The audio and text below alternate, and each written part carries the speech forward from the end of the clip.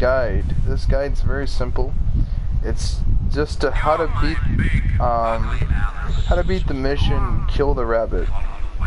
So the start of the mission is gonna have you follow this white rabbit, or this guy dressed in this bunny suit. It's kind of creepy, but kind of cool and ominous. Now all of a sudden there's gonna be a smiley that runs over here and kind of locks you in, and it sort of releases the trap because he pulls this lever and it shuts this door and locks it in place. And you're gonna have to be forced to kill these guys. I find it really easy if you just aim down sight and kind of prepare yourself for them. They don't have any like actual guns or anything like that, but making killing these guys pretty trivial. Watch out that they do have meat cleavers, and if they do get a little close, things can get hectic. Now your next goal is to immediately run back here, sort of deter their attention toward you.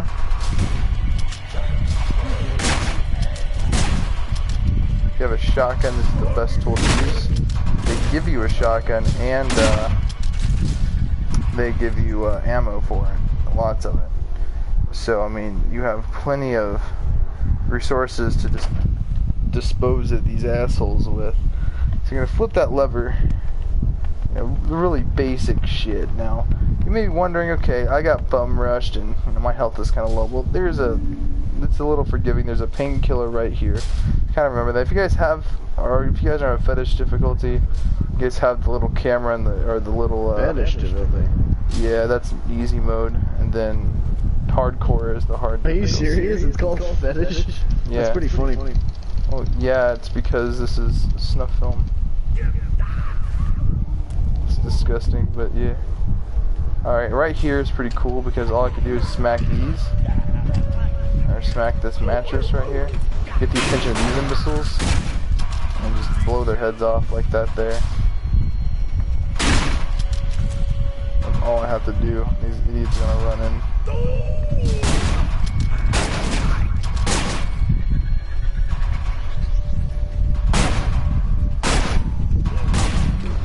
Darting here. By the way, bro, I know this is like the most random thing to say, but I love fucking Pop-Tarts.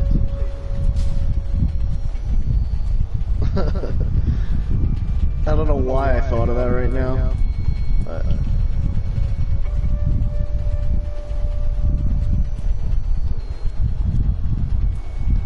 By the way, guys, Solomon's favorite Resident Evil game is Resident Evil 6.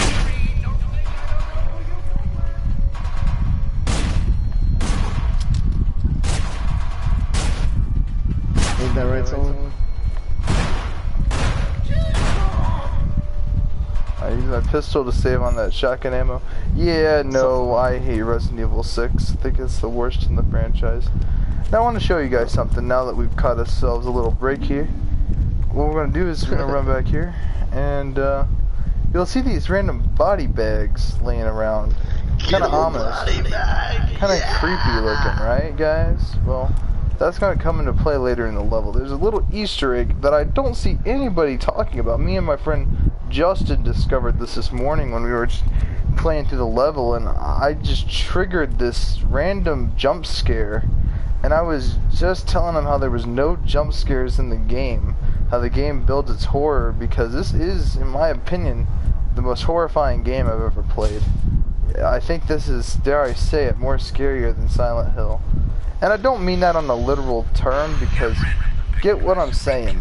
See, what makes this game so scary is you're not facing monsters, you're facing people. And it makes you question, you know, could a person really be this psychotic? Could people really do things like this? And the sad truth is people really do. In the snuff film that we're in, people really watch this and actually get off to it. So if you think about it, this is scary because it's true. It's scary because stuff like this really happens. Not to this extent, granted, but I mean, you think about it, it's kind of creepy. Not to mention the music builds both tension, the atmosphere and environment's creepy. Yeah. Everything's going okay, thank God. Even the caterers seem to have their heads screwed on. Drinks anyone? I don't. A new meaning for death row. Get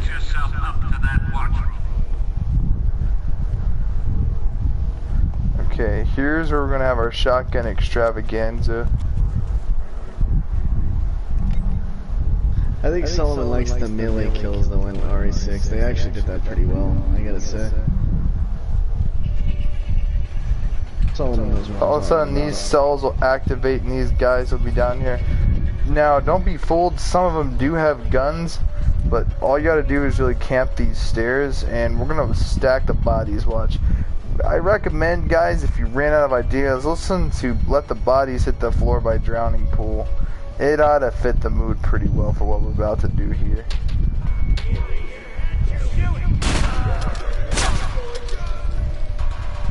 See, the enemies are actually kind of scared of us because they know they have no chance, which is kind of a unique thing I never really thought about until now.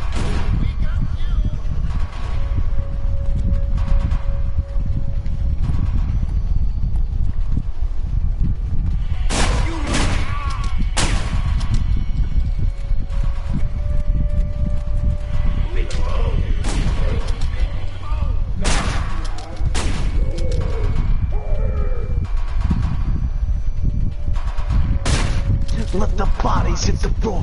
Let the bodies hit the floor. Let the bodies hit the...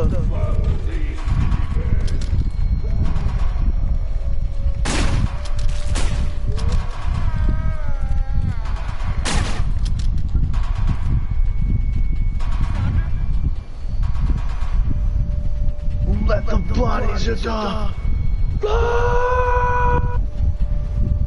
Yep, that sounds like my hand, that's all. I'm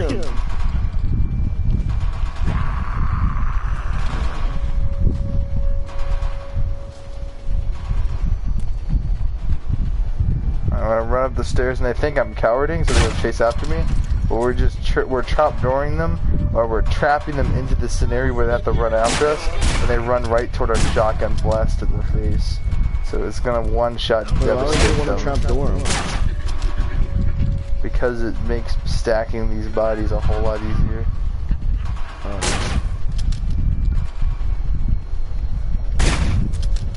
Oh my god, the chunks. You're a threshing machine, Cash. Now head for the door below the control. I love it when they try to fight back. Almost there, baby. I'm so sadistic when The I only play thing I this. don't like about no hope difficulty is how you die way too easily. I understand why they did that in this game mode, but it's just a little too much to where it's like Professional in RE5 was the perfect difficulty, and you still got to keep infinite ammo. This game, there is no infinite ammo. You lose, you know, it's ridiculous. Well, there's no hope for winning. Well, that's why I keep getting it. I don't know, I just never liked that game mode. For me personally, I just never... And there is hope for winning because I've done it, so it's possible. It is, but to the average player, it's supposed to be a really big challenge. The average player. Fuck your challenge, Chris. But remember, though, we are not the average player. We play games to the fullest extent.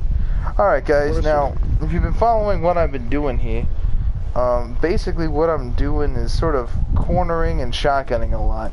That's my only big tip for this big section, because there's a lot of shooting to do in this segment. And if you're very familiar with Manhunt, you know that the shooting segments really suck. And early on, you don't get a lot of cool guns. Like, you don't get the assault rifle until the very end of the game, when you're facing off with the Cerberus.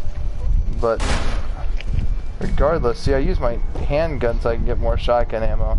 I'm trying to conserve that so that I can use it for later, because later the shotgun will become extraordinarily useful. We're going to trigger a really badass hidden Easter egg. So in here there are body bags. That game, Huh? what you wanted from the game, like a sequel or Manhunt 3. Oh yeah, I'll talk about that in a bit. So as you guys are going to watch, we're going to walk by this body bag and it's all cool and all that, right? But watch this. Yo, if you run with it, literally springs open. Oh, well, hold on. It happened off screen, but hold on, let me run back over here. All I gotta do to trigger this is just run forward. Oh, hold on. We didn't give it that time. He seems to get me when I run. What the hell?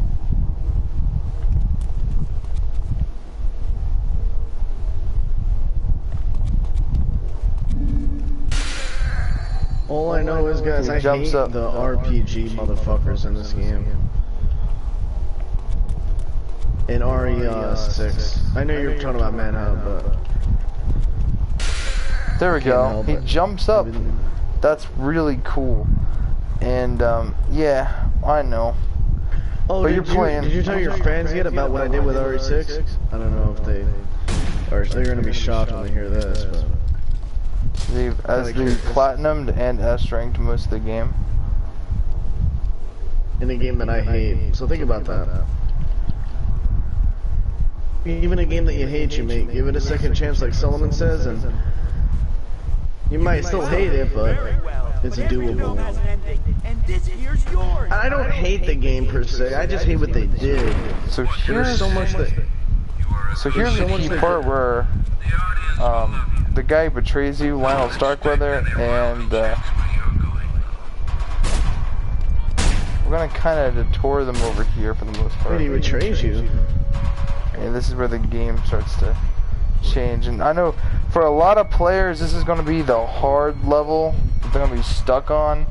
If you're playing on fetish difficulty, you guys should be pretty okay. You guys get the little mini-map bullshit. Now, on hardcore difficulty, might I advise you, every loop and corner, your first playthrough.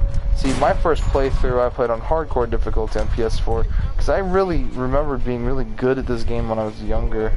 Which, you know, sounds kind of weird because this game's really not meant for kids, but I was really good at this game. Just like Resident Evil wasn't meant for kids. Look at me now.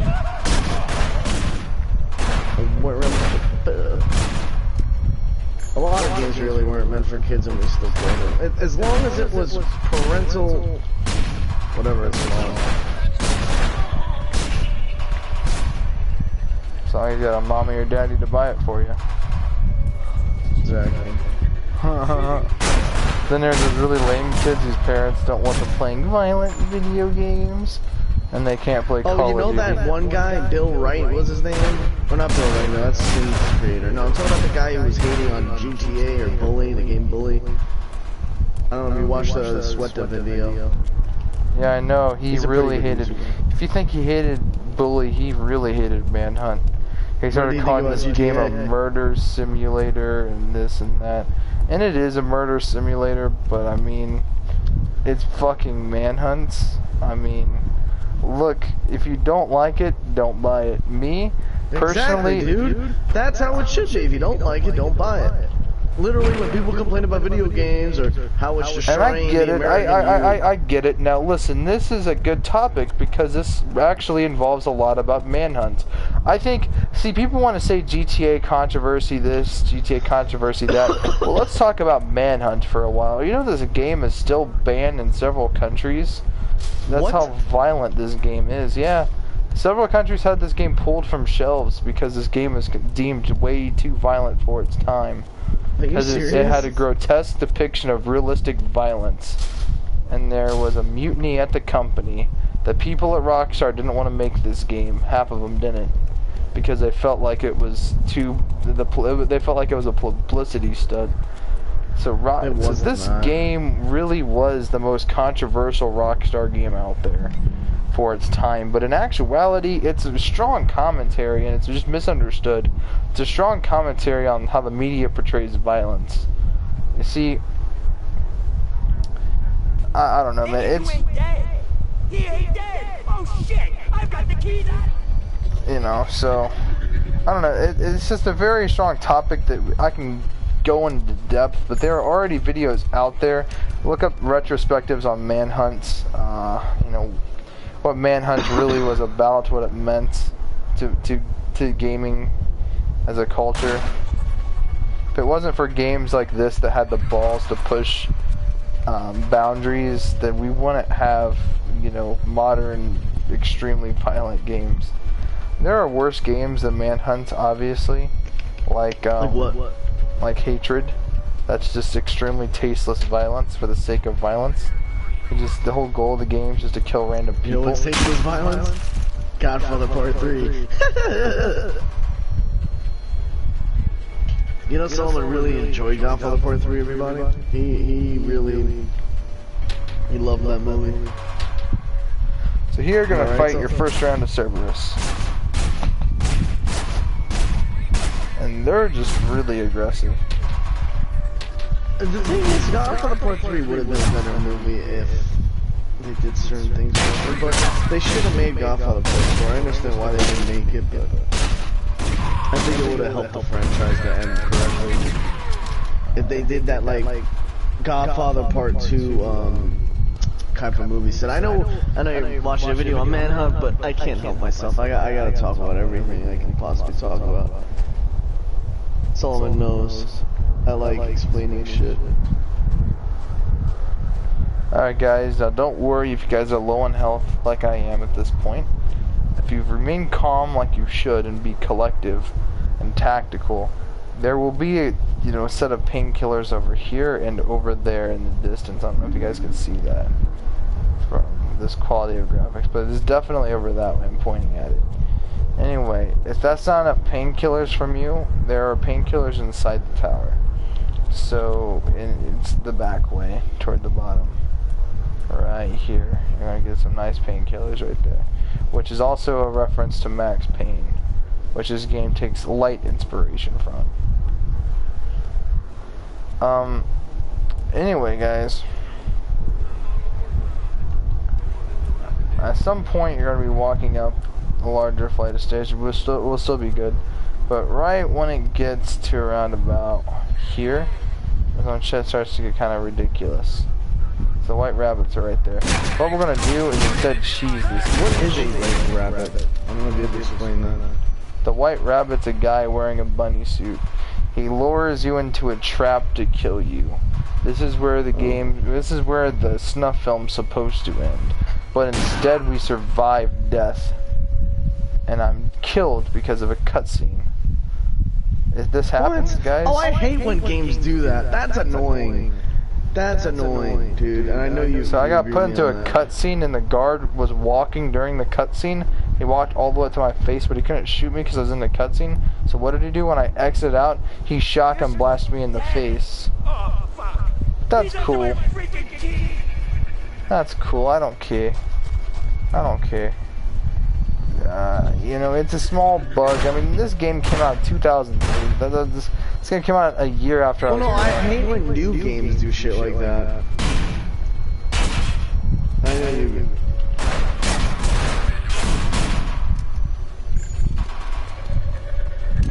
The cutscene killed me.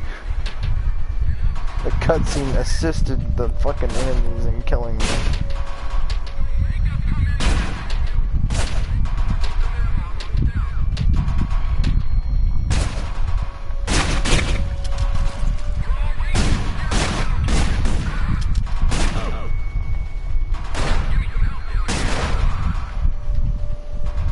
Like that, we've dispatched these Cerberus guys, which I think are the coolest enemies in the game.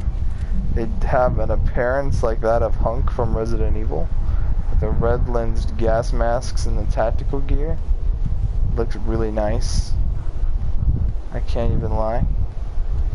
I've always had my favorite character in Resident Evil always be Hunk, because I can't wait till we play Resident Evil 5 and 6 for your fans, bro.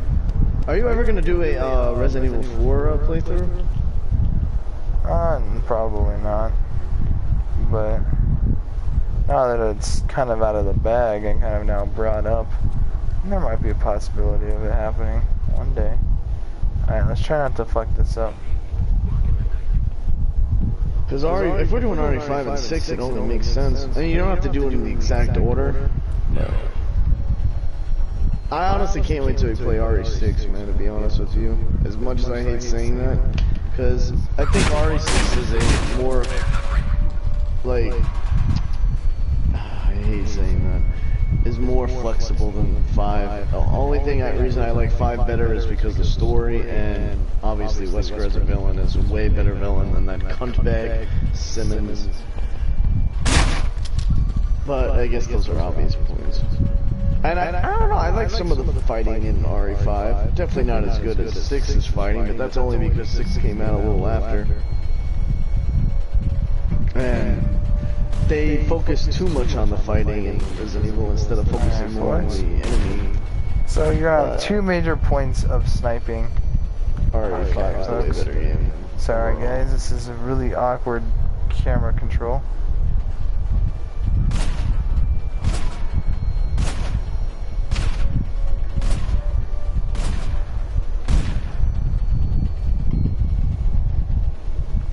Holy shit, I didn't even know I had this much bullets on my gun in my game.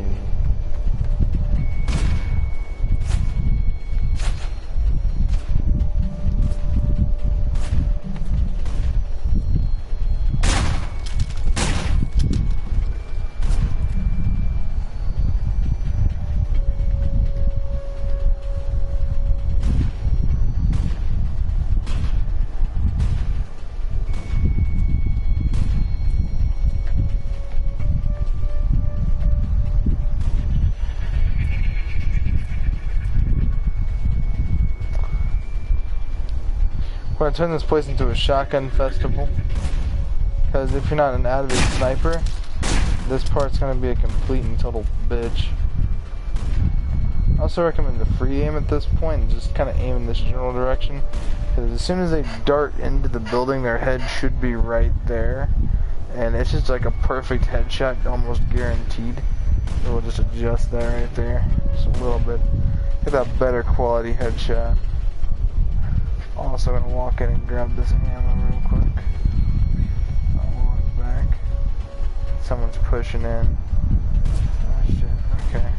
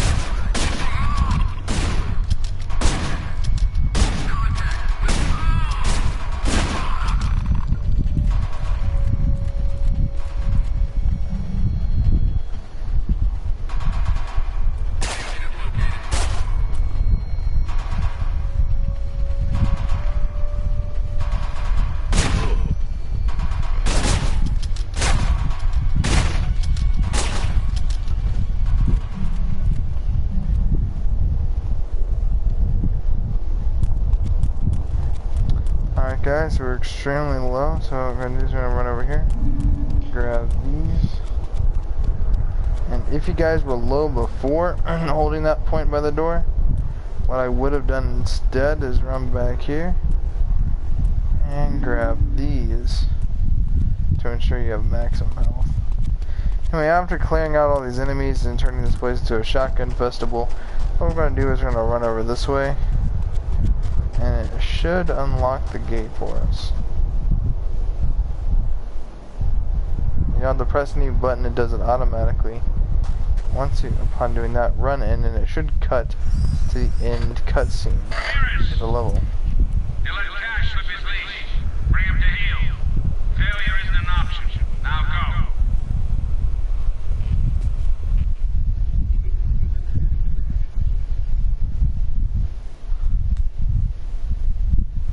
go. Alright, guys.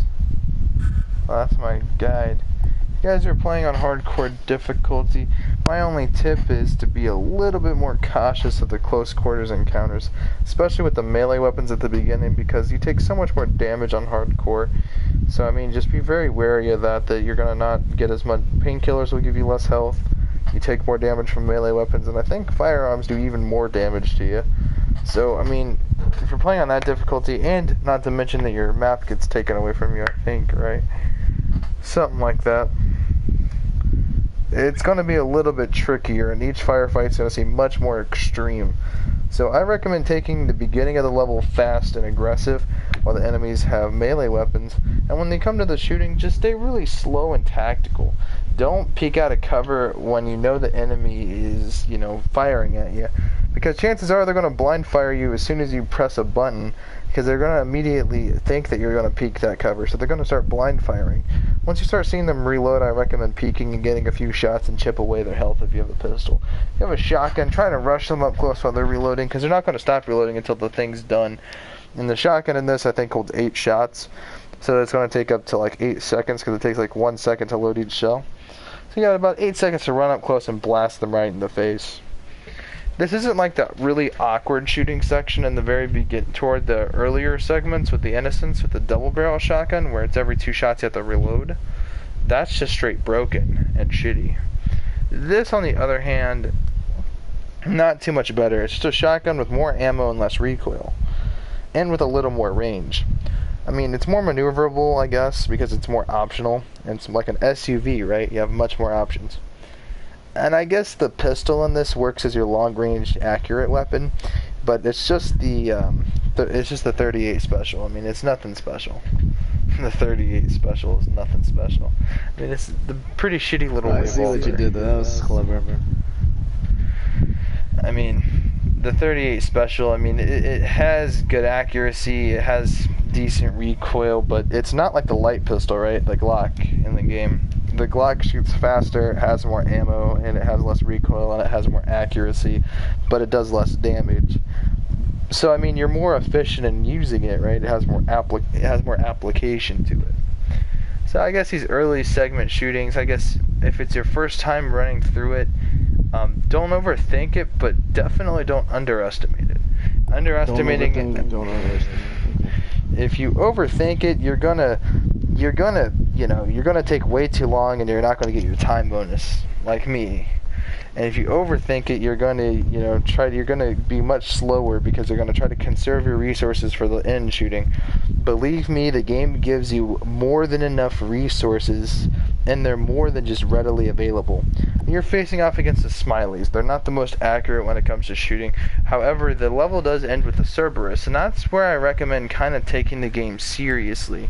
When they give you that sniper rifle, you have one of two choices. Either ditch it and get the shotgun and camp the corner and turn the whole tower into a shotgun festival, or you could try to like snipe the enemies and do like a little sniper, shootout kind of thing, which is possible. That's what I did my first time around, and it is much faster, mind you. There's about 6 enemies on both sides, so there's around 12 enemies in total. The sniping controls are very awkward. Remember, this game came out in 2003, so their version of a scoped weapon is very awkward. So just kind of be wary of that if you're going the sniper route. So kind of just have a premeditated plan of what you're going to do. That's the only thing I'd ever consider overthinking in the level. Apart from the rest of the thing, the locations that I went to they do give you the right amount of, painkillers, and if you're a little more accurate than I am, and you get a little bit luckier and the AI is a little bit more dumb, you could easily conserve more painkillers and come back for them. Because Because unlike other survival horror games, this one's even worse, and this is why I think the game is more suspenseful and more terrifying, is because you cannot hold painkillers. You can only pick them up.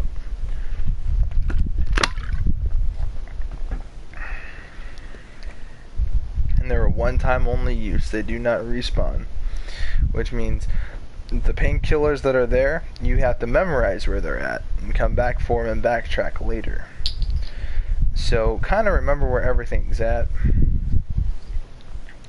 Like I said, enemy placement and stuff is mostly the same in this game. There's not a lot of RNG like in Resident Evil games.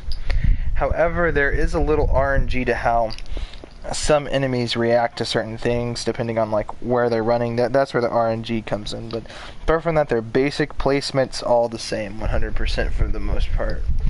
But some of them have different patrol routes, and so that kind of changes things. So I mean, just be a little wary of that. Nah, that's my guide. I mean, it's really shitty. Hopefully I'll make more of these guides. Hope you guys like that little body bag Easter egg. I had no idea about that until me and TJ discovered that this morning. Me and Justin. So